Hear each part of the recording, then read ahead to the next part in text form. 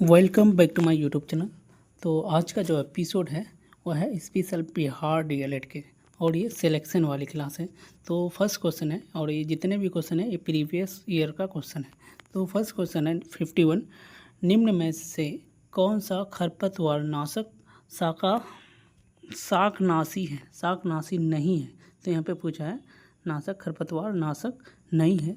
तो यहाँ पे 2,4-D या फिर DCMU या फिर VAM या फिर एजेंट ऑरेंज। तो इसका आंसर ऑप्शन नंबर सी हो जाएगा, VAM। ठीक है।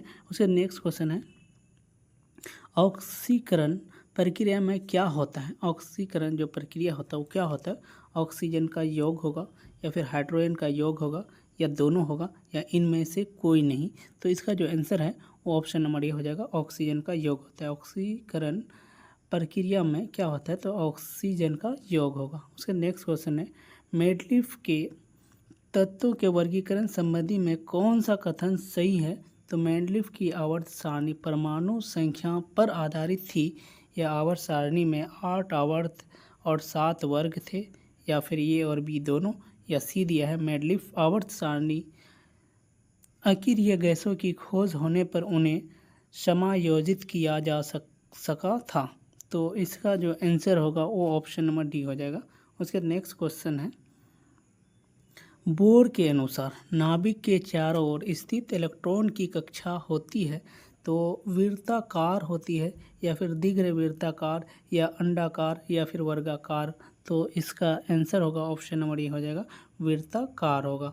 बोर के अनुसार नाभिक के चारों ओर स्थित इलेक्ट्रॉन की कक्षा होती है, वृत्ताकार होती है। ठीक है। उसका नेक्स्ट क्वेश्चन है ऑटोटोमी और पुनर्जनन अच्छी तरह से चिन्हित है तो किससे चिन्हित है। एनेलिडा से या फिर ऑर्थोपोडा से या फिर मोलस्का से या फिर यहाँ पे है एचिनोडर्मेटा से। तो इसका आंसर क्या होगा, तो इसका आंसर होगा ऑप्शन नंबर डी हो जाएगा। उसके नेक्स्ट क्वेश्चन है डिप्थीरिया आमतौर पर किस आयु वर्ग को प्रभावित करता है, किस आयु वर्ग को प्रभावित करता है। तो 10 वर्ष से ऊपर या 5 वर्ष से नीचे या वयस्क या फिर 7 वर्ष से ऊपर, 7 वर्ष से ऊपर। तो इसका आंसर होगा ऑप्शन नंबर बी हो जाएगा, 5 वर्ष से नीचे वाले को ही प्रभावित करता है। उसके बाद पारिस्थितिक तंत्र में अधिकांश जैविक अपशिष्ट को कौन परिवेश में लौटाता है। तो अपघटन या फिर अपघटन है, या शिकारी या फिर कीड़े या फिर प्रकाश संश्लेषण। तो इसका आंसर क्या होगा, तो इसका आंसर होगा ऑप्शन नंबर ये हो जाएगा, अपघटक हो जाएगा। उसका नेक्स्ट क्वेश्चन है पोषण जिसमें जीव शरीर के अंदर भोजन लेता है और एंजाइम का उपयोग करके पचाता है उसे कहते हैं परजीवी, कहते हैं मांसाहारी या मृतजीवी पौधा या होलो जैविक।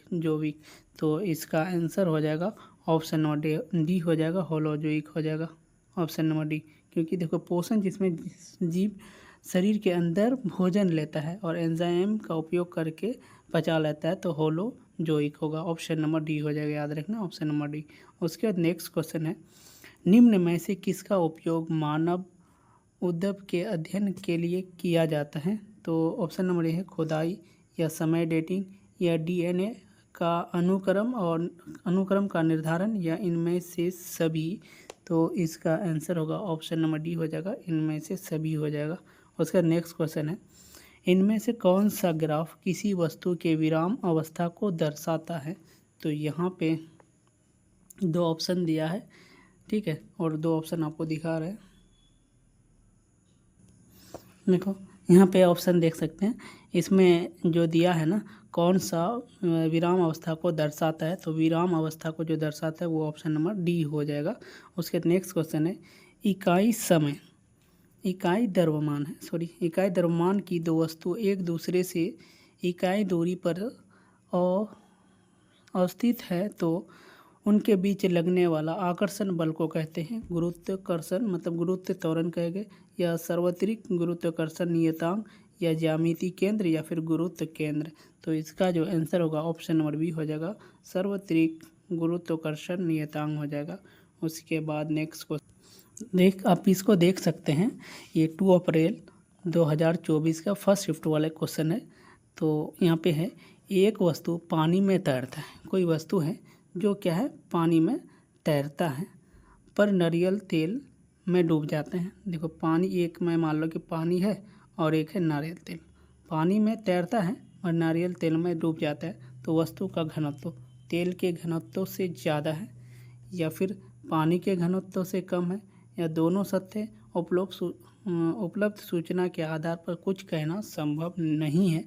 तो इसका जो आंसर होगा ऑप्शन नंबर क्या हो जाएगा, सी हो जाएगा। क्योंकि देखो तेल का घनत्व से ज़्यादा, मतलब है ना, तेल के घनत्व से ज़्यादा है, घनत्व ज़्यादा होगा तभी तो डूब जाएगा तेल। मान लो कि ये तेल है, तेल में डूब जाएंगे, तो इसमें डूब जाएंगे। मान लो कि ये बहुत ज़्यादा भारी है, इसके कारण ये डूब जाएंगे। बट यहाँ पे पानी के घनत्व से कम है, तो पानी है, पानी के घनत्व से अगर कम होगा तो ऊपर में तैरेगा। तो यहाँ पे दोनों कथन क्या है, सही है। तो इसका आंसर होगा ऑप्शन नंबर सी हो जाएगा।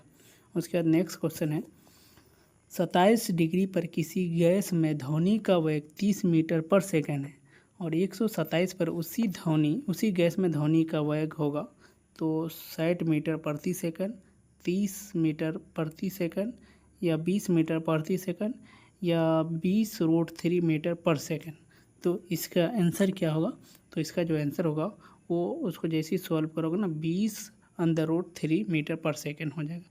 उसका नेक्स्ट क्वेश्चन है, किसने कहा कि संसाधन हुआ नहीं करते बना करते हैं। ठीक है, तो ज़मीर मैन ने, या फिर डेविड कॉपरफील्ड, या फिर हेम्बोल्ट, या फिर अलेक्जेंडर। तो कौन बोला था, तो इसका जो आंसर होगा हमबोल्ट ने बोला था कि संसाधन हुआ नहीं करता है बल्कि बना करते हैं। उसका नेक्स्ट क्वेश्चन है, पेड़ पौधे के विकास के लिए कौन सी हवा जरूरी है। तो पेड़ पौधे के विकास के लिए कार्बन डाइऑक्साइड, या फिर नाइट्रोजन, या हीलियम, या फिर ऑक्सीजन। तो इसका जो आंसर होगा ऑप्शन नंबर ये हो जाएगा, क्या चाहिए, कार्बन डाइऑक्साइड। और कार्बन डाइऑक्साइड कहाँ से मिलेगा, जैसे इंसान क्या छोड़ते हैं, कार्बन डाइऑक्साइड छोड़ते हैं, तो हम लोग छोड़ते हैं। तो ये किस पेड़ पौधे के लिए लाभ है, और पेड़ पौधा को भी चाहिए कार्बन डाइऑक्साइड, और हम लोग को ऑक्सीजन चाहिए। तो यहाँ पे ना एक साइकिलिंग चलता है। ठीक है, उसका नेक्स्ट क्वेश्चन है, चिपको आंदोलन के नेता कौन थे। तो चिपको आंदोलन के नेता सुंदरलाल बहुगुणा, या फिर महेश लाल बहुगुणा, श्याम लाल बहुगुणा, या रीता बहुगुणा। तो इसका जो आंसर होगा ऑप्शन नंबर ये हो जाएगा। उसका नेक्स्ट क्वेश्चन है, कल पक्कम किस झील है ना, किस लिए प्रसिद्ध है। तो यहाँ पे ज्वारीय ऊर्जा, सौर ऊर्जा, नाभिकीय ऊर्जा, या तापीय ऊर्जा। तो इसका आंसर हो जाएगा ऑप्शन नंबर सी, नाभिकीय ऊर्जा। कलपाक्कम किस लिए प्रसिद्ध है, तो नाभिकीय ऊर्जा के लिए प्रसिद्ध है, ऑप्शन नंबर सी हो जाएगा। उसका नेक्स्ट क्वेश्चन है, किसी बल्ब से 220 वोल्ट और 2 एम्पेयर की धारा प्रवाहित होती तो फिलामेंट का प्रतिरोध होगा। तो ये तो बहुत ही इजी क्वेश्चन है, इसको ना जब 2 से डिवाइड कर दोगे तो डायरेक्ट निकल जाएगा। तो इसका आंसर जो होगा ऑप्शन नंबर बी हो जाएगा। उसका नेक्स्ट क्वेश्चन है, डायनेमो से कैसी धारा प्राप्त होती है। तो डायनेमो से कैसी धारा प्राप्त होती है, तो यहाँ पे प्रत्यावर्ती धारा, या डीसी धारा, या दोनों। तो इसका जो आंसर होगा ऑप्शन नंबर सी हो जाएगा, दोनों हो जाएगा। उसका नेक्स्ट क्वेश्चन है, कौन रंग है जिसका खतरे के सिग्नल में उपयोग होता है। खतरे के सिग्नल में, तो खतरे के सिग्नल में कौन सा होगा, नीला रंग, बैंगनी रंग, या फिर लाल रंग, या पीला रंग। तो इसका जो है ना खतरे के सिग्नल में वो होता है हमेशा लाल रंग होता है। उसके बाद हम लोग सोशल के पार्ट को हम लोग बनाएंगे अभी जस्ट। उसके सोशल है, धर्मनिरपेक्ष राज्य की स्थापना सर्वप्रथम कहाँ हुई थी। तो अमेरिका में, फ्रांस में, रूस में, जापान में। तो इसका आंसर होगा ऑप्शन नंबर ये हो जाएगा, क्या हो जाएगा, अमेरिका। उसका नेक्स्ट क्वेश्चन है, बस्तर आंदोलन में किसकी भूमिका प्रमुख थी। तो मंगल पांडे की, या फिर जतरा भगत, या शिबू सोरेन, या गुंडाधुर का। तो इसका जो आंसर होगा वो ऑप्शन नंबर डी हो जाएगा, गुंडाधुर का, ऑप्शन नंबर डी हो जाएगा। उसका नेक्स्ट क्वेश्चन है, लिखित है ना, निम्नलिखित में से कौन सा एक फसल का मौसम नहीं है। जैसे खरीफ एक मौसम है, रबी एक मौसम है, जैद एक मौसम है, एक सर्दी जो है ना मौसम नहीं है। ठीक है, मौसम में नहीं होता है, ये सीजन में आ जाएगा। उसका नेक्स्ट क्वेश्चन है, मॉन्टेगियो जेम्स फोर्ड सुधार योजना कब पारित किया गया? तो 1917 में, 1918 में, 1919, 1920। तो इसका जो आंसर होगा वो ऑप्शन नंबर सी हो जाएगा, 1919 में हो जाएगा। ठीक है, कितना? 1919 हो जाएगा। उसके बाद तारीख़ दाऊदी नामक पुस्तक के लेखक कौन है? तो अब्दुल्ला, या फिर मेगास्थनीज, या ख्वाजा नियामतुल्ला, या फिर दुर्गाचरण राय। तो इसका जो आंसर होगा वो ऑप्शन नंबर ई हो जाएगा, अब्दुल्ला। तारीख़ दाऊदी नामक पुस्तक के लेखक कौन थे? वो अब्दुल्ला थे। उसके नेक्स्ट क्वेश्चन है, पाक जल संधि भारत को किस देश से अलग करता है? जो पाक जल संधि है, तो पाक से पाकिस्तान नहीं लगा देना है। उसके बाद श्रीलंका है, मालदीव है, या फिर मॉरिशस है। तो इसका जो आंसर होगा वो ऑप्शन नंबर बी हो जाएगा, श्रीलंका हो जाएगा। उसके बाद नेक्स्ट क्वेश्चन, उसके बाद क्वेश्चन है 77, माउंट एवरेस्ट की ऊंचाई कितनी है? तो माउंट एवरेस्ट की ऊंचाई तो 8,848 मीटर, या 8,611, 8,800, 8,448, 8,888। तो ये तो होगा नहीं, ये भी नहीं होगा, ये भी नहीं होगा। देखो कभी 8,900 भी दिया जाता है कहीं कहीं पे, हमारा भी आंसर है ऑप्शन नंबर ए होगा, 8,848 है। मगर कभी कभी 8,900 भी दिया रहता है। तो अगर 8,848 नहीं होगा तो वहाँ पे 8,900 लगा देना है। उसका नेक्स्ट क्वेश्चन है, भारत का लगभग डैश मैदानी क्षेत्र है जो कृषि और उद्योग के लिए सुविधा प्रदान करता है? तो 0.43, 0.53, 0.34 या 0.45। और एक बात याद रखना है, कभी भी 0.43 नहीं बोलना है, 0.53 नहीं बोलना है, क्योंकि पॉइंट के बाद ना नंबर को अलग अलग पर आता है। तो याद रखना 0.43 ही होगा। ठीक है, तो याद रखना ऑप्शन नंबर ये हो जाएगा।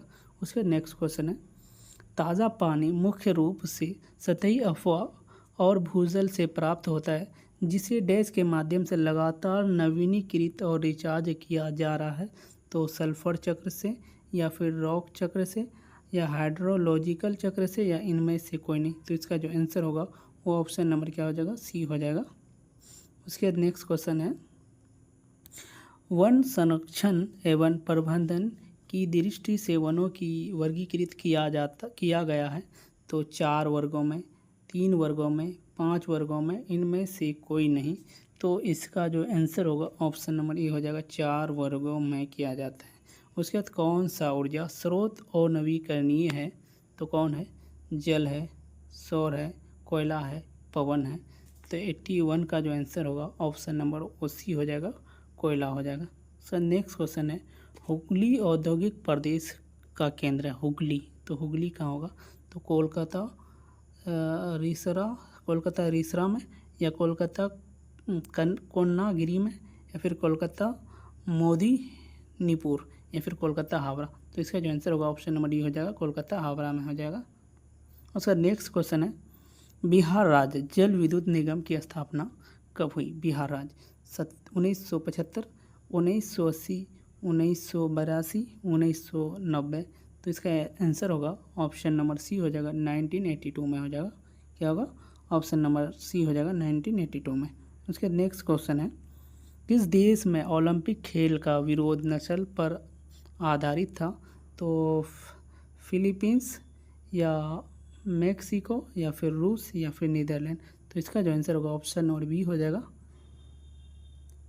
उसके नेक्स्ट क्वेश्चन है, किस सदस्य की मृत्यु या इस्तीफा के बाद होने वाले चुनाव को कहते हैं? मतलब किसी सदस्य की अगर मृत्यु हो जाती है या इस्तीफा दे देते हैं तो उस चुनाव के बाद जो चुनाव होते हैं उसे हम लोग क्या कहेंगे? वो आम चुनाव कहेंगे, या उपचुनाव, या आम चुनाव तथा उपचुनाव दोनों, या इनमें से कोई नहीं। तो इसका जो आंसर होगा वो होता है उपचुनाव होता है। उसके बाद नेक्स्ट क्वेश्चन है,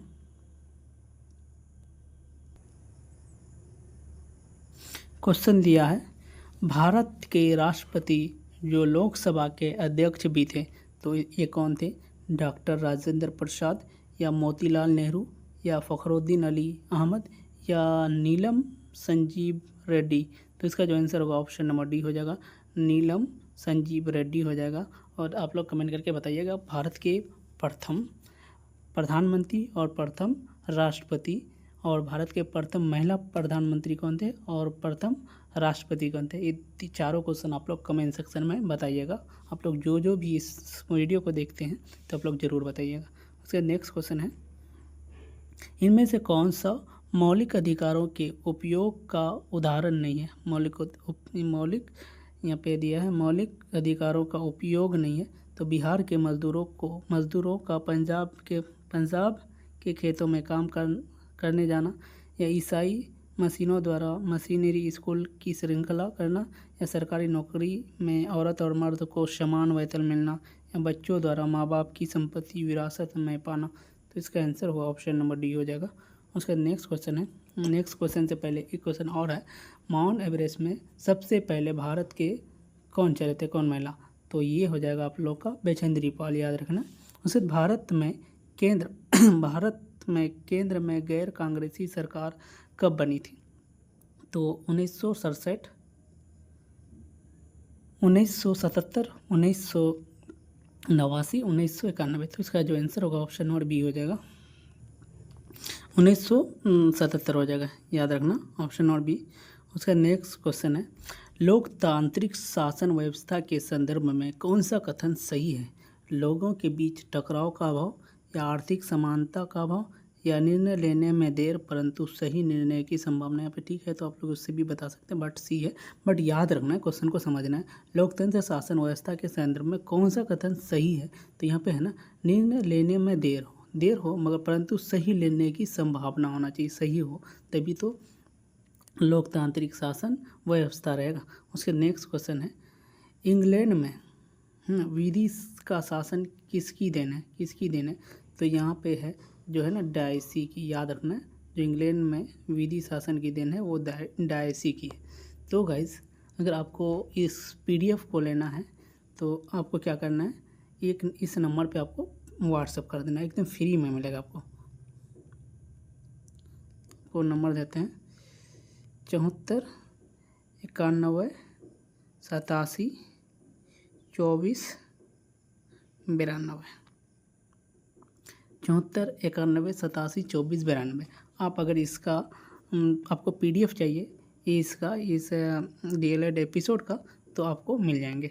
और बात है कि इसमें और क्या क्या मिलने वाले हैं, तो आप लोग देखिए, आपको ये रीजनिंग मिल जाएंगे, इसमें रीजनिंग के साथ आपको ये मिल जाएंगे पूरा आंसर की, ठीक है, ये आंसर की जो ऑफिशियल आंसर की है वो भी मिल जाएंगे, आप वहाँ से भी बना सकते हैं। बाकी आपको यहाँ पे रीजनिंग इंक्लूड है, और इसके बाद पूरा साइंस है, सोशल साइंस है। अगर आप लोग को मैथ एंड इंग्लिश का भी चाहिए इस PDF में, या फिर हिंदी का भी, तो आप लोग कमेंट सेक्शन में बताइएगा, आपको ये भी प्रोवाइड किया जाएगा। तो गाइज़ अगर वीडियो अच्छा लगे तो चैनल को क्या करना है, सब्सक्राइब कर देना है, एंड वीडियो को लाइक ज़रूर करना है, क्योंकि भाई वीडियो बनाने में बहुत समय लगता है और बहुत ज़्यादा मेहनत भी लगता है। थंबनेल क्रिएट करना, फिर टैग लगाना, बहुत सारे डिस्क्रिप्शन डालना, तो बहुत ज़्यादा टाइम वेस्ट होता है। तो ये सिर्फ आप लोग के लिए किया जाता है। तो गाइज़ आप लोग लाइक ज़रूर कीजिएगा। Thank you for watching my video, see you again.